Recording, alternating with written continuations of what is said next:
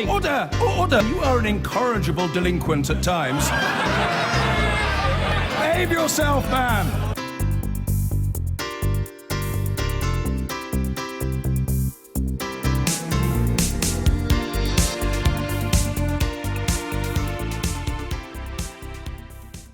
This has all the hallmarks of a political hit job, Russia's athletics chief declared today, dismissing allegations of widespread state-sponsored doping among the country's top athletes, which could have sabotaged the London Olympics. Tonight, the head of the sports world's governing body, Lord Coe, said he would not fail to clean it up, admitting it was a long journey. In a moment, we'll be speaking to the Olympic gold medalist Linford Christie. But first, our sports correspondent, Kamian Zeram, reports. These are dark days for track and field. Russia, accused of state-supported doping, allegedly with the help of senior track and field officials. The anti-doping lab at Sochi, infiltrated by the FSB. And Seb Coe's London Olympics, sabotaged. So, a number of official responses today, ranging from, it wasn't just us, Gov, to offering to cooperate with the cleanup. But from Russia's new head of athletics, like so many others in the sport, I know nothing. I can't be held responsible for corruption at a time when I wasn't the head of the federation. It's no different to Sebastian Coe being accused of allowing corruption when he was a vice president. Today, the Moscow anti-doping lab that's said to have destroyed samples was suspended. But what of the Olympics next year in Rio? Should Russian track and field athletes be banned? An immediate test for Seb Coe, who recently said he favoured engagement over isolation as a way to tackle the drugs cheats. My advice to Seb Coe is, work hard with your council to make that decision. I would be very disappointed if there's a World Indoor Championships in America in March, if British athletes are lining up alongside Russian athletes who have question marks over them. The bottom line, the victims in this global doping extortion racket, clean athletes and trust. Take Andrew Steele, 4th for Team GB in the 4x400 metres at the Beijing Olympics, the pinnacle of his career. But given the latest revelations, he wonders what might have been. Because look at the winners' podium. Russia came 3rd, and one of their athletes, Maxim Dildin, is named in the WADA report for subsequently missing drugs tests. It's also worth noting one of the gold medalists, American LaShawn Merritt, was on a separate, later occasion banned for failing drugs tests. He says caused by taking penis enlargement pills. The problem with cheating in sport with doping is that it lends you to have a negative opinion of any positive performance. So I used to try and be very, very optimistic about those guys ran faster than us, we were unlucky on the day. I'm an athlete, you go into a competition to either win or get beaten. But actually, when I look back at it now, on the institutional level that this appears to be going on, it feels particularly unfair that we were perhaps robbed of our opportunity. So what on earth can Seb Coe do to right past wrongs and distance himself from his predecessor and friend, the beleaguered Lamine Diack? The whistleblower at the heart of recent disputed claims about Mo Farah's controversial coach, Alberto Salazar, is skeptical. If you look at his 7 years as VP, his FIFA Ethics Commission, his attacks on journalists and scientists, his reluctance to give up his Nike consulting agreement, which is the most flagrant conflict of interest I've ever seen. Those all point to me not having confidence in him. And that's a real shame to say because I grew up as a Seb Coe fan who idolized the runner. And I want to believe that he's the man to change the sport. I will do this, and I will do it with the support of the sport. And Coe's defence has been robust. He is the right man for the job, he told Channel 4 News, and has given Russia until Friday to make its case or face the consequences. Kamian Zeram. Well, yesterday we heard from the newly elected IAAF President Lord Coe. Tonight, reaction from one of Britain's best-known athletes and a journalist known for his working on doping. In West London is Olympic gold medalist Linford Christie. In 1999, he tested positive for a performance-enhancing drug, nandrolone. UK athletics declared him cleared him, but the IAAF gave him a 2-year ban from athletics. He's denied any wrongdoing. And with me is David Walsh, chief sports writer for the Sunday Times. who uncovered the doping program used by the American Tour de France cyclist Lance Armstrong. Linford Christie, now that you are a sort of, as it were, elder statesman of athletics, how corrupt, how much doping do you think there is in the sport? Well, John, the problem is, over the past, everyone's, people are saying they know, they can name figures. Instead of naming figures, name names. Nobody knows exactly how many athletes are doping or not.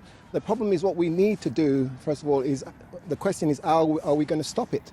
And the first way I think we should stop it, we need a full transparent investigation.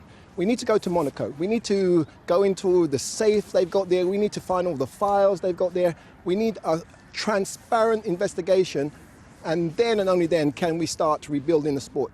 We need to look at athletes' doping passport. I mean, it's not just Russia. I mean, this is a problem that we can't just think it's Russia. It's a lot of other countries involved. I mean, don't forget, America, the 12 months leading up to Atlanta, they didn't test anybody at all because they said they ran out of money. So, we can't really put a figure on it, and we just need to investigate and find out how deep-rooted the problem is. Well, are you confident that the mechanism exists actually to investigate? Clearly the reporting, the investigation has been good and strong, but do the mechanics exist, led by Lord Coe, to get to the root of this?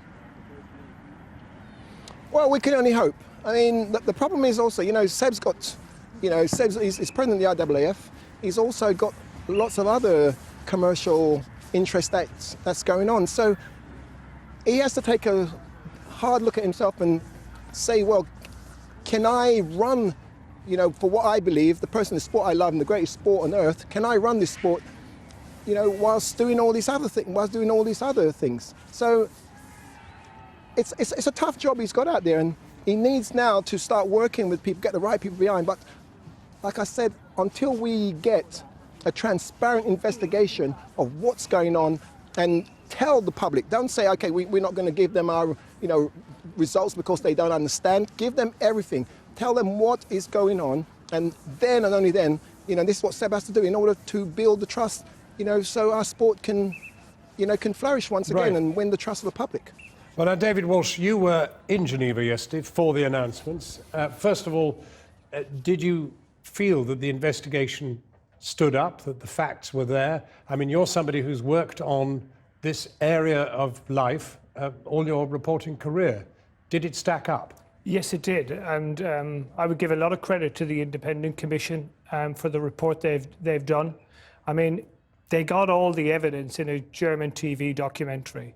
They went and they examined it, they double-checked it, they went to the people involved, and I think they've done a really thorough investigation. And what they found was that everything that was said in the German documentary was true. And the Independent Commission left you in zero doubt that Russia has run a state-supported doping system going back at least 20 years, and that pretty much all of the results they've achieved, and they have been a supremely successful country in track and field. London 2012, excellent. They were the leading country at the World Championships in 2013. They beat the Americans, which they don't often do. They did that through doping. And what the Independent Commission have done is this report is a good body of work. Your newspaper has raised it in the past and been bitterly attacked by Lord Coe for so doing. And more importantly, they co-rejected too the German television version. Is that a good foundation to have in a man who's now going to investigate it all? No, it's absolutely not. And put it right. Yeah, the thing that I don't get with Seb, I mean, because I was at the press conference yesterday. Dick Pound started telling us what was in the report. It was exactly what I expected. Now, how could a guy like me, who's not nearly as involved in athletics, not be surprised? And Seb Coe is saying he was shocked by it. And I didn't feel that, I think Dick Pound was saying the results here, are shocking. But I don't think Dick Pound was that surprised by what he found. If Seb had watched that German documentary in December 2014, he would have known precisely what was going on in Russia, and he should have gone out and checked it. Now, if he had but he actually responded by saying that your paper and ARD, the German television, had gone to wars, quote, on international athletics. Yeah, that was a completely absurd thing to say. and it showed that Seb was trying to become president, and whatever principles Seb might have, I believe that he abandoned those during his election campaign, and his attitude was anything justifies getting elected. And to me, that's not the correct starting point. And I think as a result, he inherits the position as a flawed person. But what is the alternative? I mean, the man he defeated was infinitely more corrupt than the man's predecessor, allegedly. Well, what the people in world sport now say is that Seb mightn't have done a brilliant job here, and he might not be the perfect guy, but he's better than the alternative to Ukrainian Sergei Bubka. And again, that's a pretty miserable starting point to say, he mightn't be great, but he's better than the other guy. Linford Christie, I mean, as long ago as 1999, 2000, you were saying then that the IAAF was corrupt. Have you always believed the IAAF was corrupt? Well, definitely. I mean, especially since, my doping allegation, they don't stick to their own rules. When they tested me back in '99, the chain of custody was broken, with the way they collected my sample. They kept my sample in the car of the tester for several days. Then they moved it from the car to his balcony, then from the balcony to the fridge. And when I requested that they take hair follicle samples for me to prove that I was a clean athlete, it was rejected. So from there, that is the reason why I felt that they were corrupt. And to be honest, what has changed? Right. Okay. We're going now. I mean, when Primo was in power, it was the same thing. Nothing's changed. Well, David Walsh, cycling seems to have sorted itself out, and you were the great exposer of the cycling corruption and drug taking. Is there the facility to do that for athletics? Well, there may be, but the first thing that you need to say is what we've seen here with athletics is history repeating itself. The thing about Lance Armstrong and his doping, it was obvious in '99, the first year. Why did it take 12 years to uncover it? Because good people choose to look the other way. And I feel that Seb Coe may be a good person, but he looked the other way. And that's why we're in the position we're in now.